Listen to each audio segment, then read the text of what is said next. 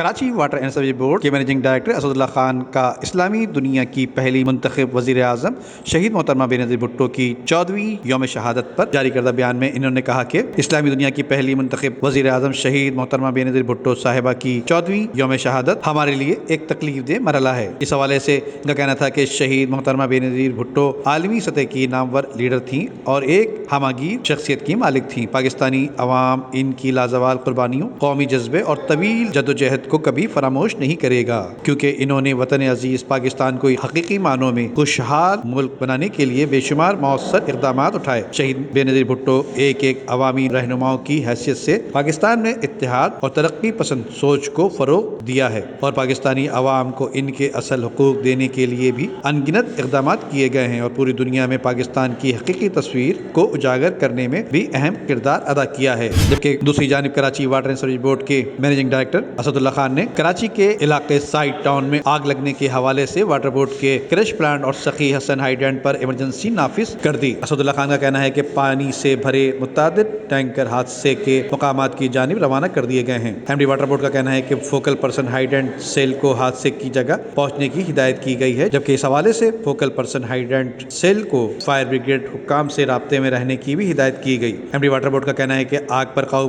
پائے جانے تک فائر بریگیڈ کو بلا معاوضہ پانی کی فراہمی جاری رہے گی۔ ندیم صدیقی، میٹرو 7 پاکستان۔